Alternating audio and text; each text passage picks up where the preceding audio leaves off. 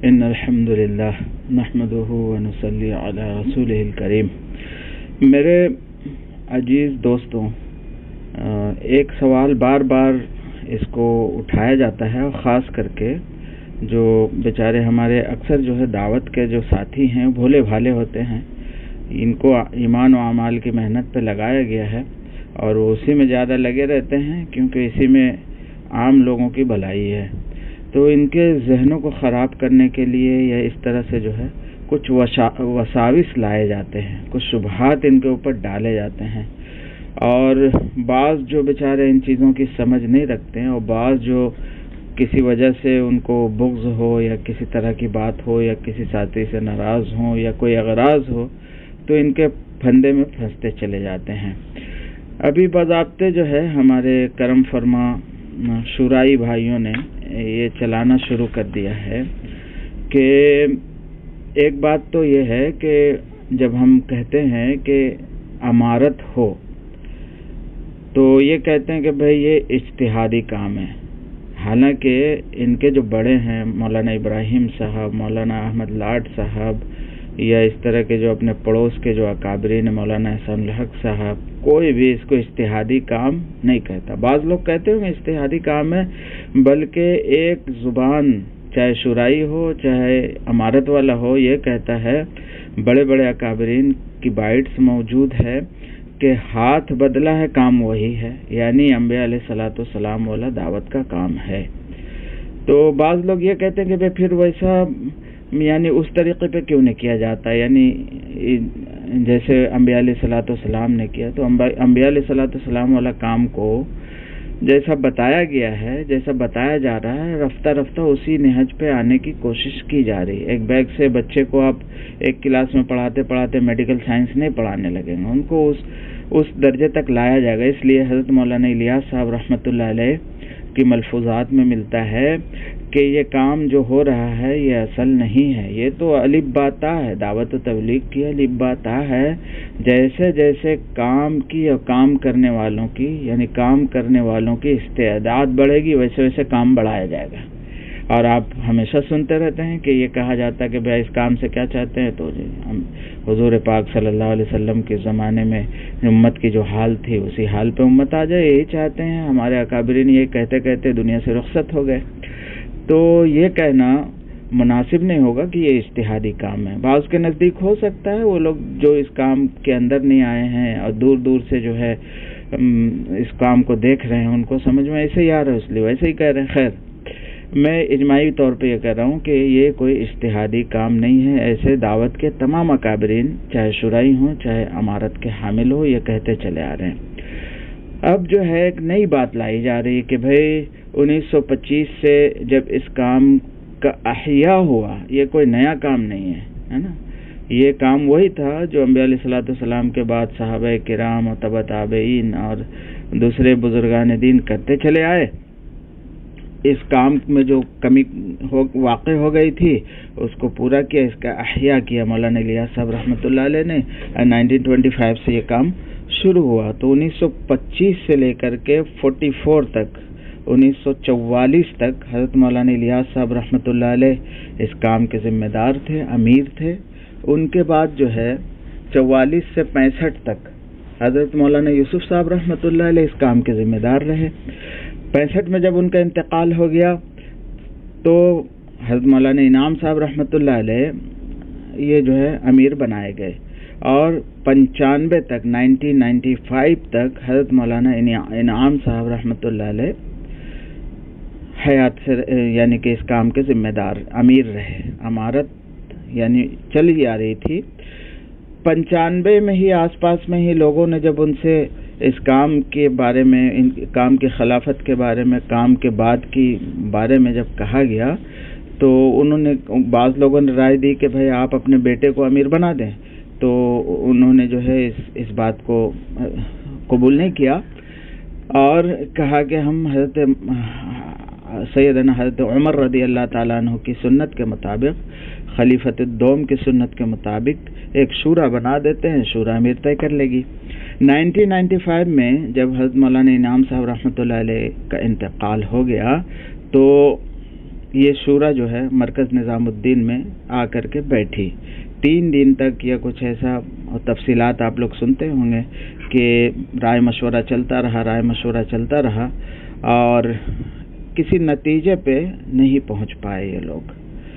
یہاں ایک بات ہے تو بہت بڑی، اور میرے سمجھ میں آ رہا، ہو سکتا ہے کہ میں غلط ہوں، لیکن مجھے اب یہ بات پکی لگ رہی کہ مولانا سعد صاحب حضرت جی رابع اتنا زور علماء کرام کو کام میں لانے کی کیوں کر رہے، اور علماء کرام سے اتنی قربانی کیوں دلا رہے؟ ہمارے عرب ملکوں میں ابھی کم سے کم 50 سے زائد سال کی دوسری جماعتیں چل رہی ہے، بیچارے ایسے مجاہدے والے، ایسے قربانی علماء کا سال لگانے اتنا بڑا تھا، پھر دوسرا سال اب وہ بھی ختم نہیں ہوا، اب تیسرا سال یورپ میں لگائیں گے۔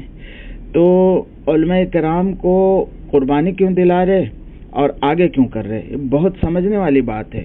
جو میں سمجھا ہوں، میں ناقص الفہم ہوں، لیکن میرے جو سمجھ میں آیا ہے وہ یہ ہے کہ حضرت جی مولانا سعد صاحب مدد العالی علماء کرام کو صف اول پہ لانا چاہتے ہیں، ہر جگہ کی کام کی نگرانی علماء کرام کے ذریعے سے کرانا چاہتے ہیں، ہر فیصلہ کا فیصل علماء کرام کو بنانا چاہتے ہیں، کیونکہ علماء کرام اگر اس کام کو لے کے چلیں گے تو اس کام کو بنیادی اسلام کی جو بنیاد ہے اس کے ساتھ لے کر کے چلیں گے، نصوص کے ساتھ لے کر کے چلیں گے، ماخذ کے ساتھ لے کر کے چلیں گے۔ اسلام ایسا نہیں ہے کہ آپ کچھ بھی کریں، سب مل کر کے کچھ بھی کر دیں ہو جائے گا، نہیں۔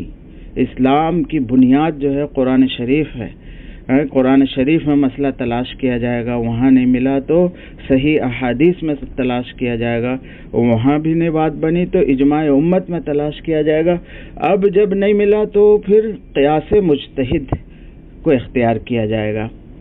تو یہ کون سمجھے گا؟ تجربہ کار لوگ، پروفیسر لوگ، ڈاکٹر لوگ، وکیل لوگ، تاجر لوگ نہیں، علماء کرام سمجھیں گے۔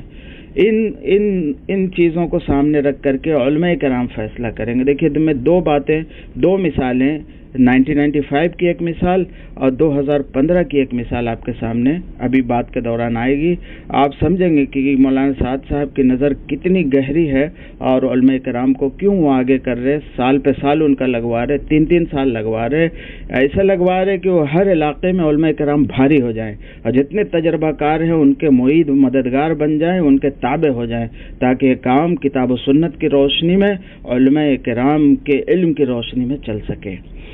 تو یہ جو ہے ایک اور اشکال یہ لایا جاتا ہے کہ 1995 میں جب یہ شورا بیٹھی تو شورا نے ان کو طے تو کرنا تھا امیر، لیکن کچھ حالات ایسے بن گئے، اللہ کی مرضی ہوگی، اب اس میں کوئی مصلحت ہوگی، تو انہوں نے طے کیا۔ حالانکہ یہاں پر دیکھیے یہی پوائنٹ ہم لانا چاہ رہے کہ وہاں پر جو ذمہ دار تھے، یعنی جو فیصل تھے، وہ میاں جی محراب تھے، غیر عالم تھے۔ اللہ پاک ان کو کروڑوں رحمتیں عطا فرمائے اور بڑے بزرگوں میں سے ہیں، لیکن ایک عالم اور ایک عامی میں فرق تو ہوتا ہی ہے، یہ تو کان کھول کر کے سب سن لیں اور سب سمجھ لیں اچھے طریقے سے۔ میں خود عامی ہوں، لیکن یہ بات سمجھ رہا ہوں کہ علماء کرام اس امت کے ڈاکٹر ہیں، اس امت کے جو ہے بڑے بڑے ڈاکٹر ہیں، اور عامی کتنوں پڑھ لکھ کتنوں کام میں آگے چل جائے، کتاب و سنت کی سمجھ فہم اختیار کر لے، وہ کمپاؤنڈر سے آگے نہیں بڑھ سکتا۔ ڈاکٹر ڈاکٹر ہوتا ہے اور کمپاؤنڈر کمپاؤنڈر ہوتا ہے۔ خیر، تو یہاں پر جو ہے ایک فیصلہ کرنا تھا کہ بھئی اس کام میں اب کیا ہوگا، امیر کون ہوگا۔ امیر کے لیے فیصلہ کرنے کے لیے بیٹھے تھے، لیکن طے نہیں ہو سکا تو کیا گیا کہ اب چلو مولانا سعد صاحب، مولانا زبیر صاحب اور مولانا زہیر صاحب، مولانا اظہار الحسن صاحب رحمۃ اللہ علیہ، ان حضرات کی نگرانی میں یہ کام چلے گا۔ یہاں پر ہمارے جو شورائی بھائی ہیں، جو ہمارے کرم فرما ہیں، وہ کہتے ہیں کہ کام کو شورائیت کے حوالے کر دیا گیا۔ کس نے کیا بھائی؟ مولانا انعام صاحب رحمۃ اللہ علیہ نے جو شورا بنائی تھی وہ تو اس لیے بنائی تھی کہ امیر کا انتخاب کر سکے، لیکن وہ امیر کا انتخاب نہیں ہو سکا۔ ایک عارضی طور پہ ایک کنڈیشن دے دیا گیا، ایک انتظام کر دیا گیا کہ ابھی ہم امیر کا انتخاب نہیں کر پا رہے ہیں، یہ تینوں کو آگے کر دیتے ہیں، یہ تینوں کام لے کر کے چلتے رہیں گے۔ تو اس کے بعد جب کہیں موقع ملے گا تو امیر طے کر لیں گے. لیکن اس وقت اتنی مطلب خلوص تھا لوگوں میں، آپس میں محبتیں تھی، اور کام جو ہے سوار تھا ذہنوں میں، اور کام کا اتنا استقبال اس زمانے میں نہیں تھا جو آج ہو رہا ہے. تو یہ سارے مل جل کر کے ایسے کام چلاتے رہے. کسی کے ذہن میں پھر یہ نہیں آیا کہ بھئی اب جو ہے چلو کام چل رہا تھا. جیسے جب خلفۂ راشدین میں سے حضرت عثمان رضی اللہ تعالیٰ عنہ، حضرت عمر رضی اللہ عنہ کا انتقال ہو گیا تو کچھ دیر کے لیے شورا بیٹھی، اتنا دیر تو کوئی امیر نہیں بنا. تو مولانا محبوب صاحب نے قسطوں میں ان باتوں کو بہت واضح طور پر بتایا ہے کہ کیسے جو ہے شورا جو ہے 2 دن 3 دن فیصلے میں لگا دی، تو اتنے دن تو کام جو ہے یعنی امارت کے بغیر رہا. تو سمجھ لیجئے کہ یہ ایسا ہوا.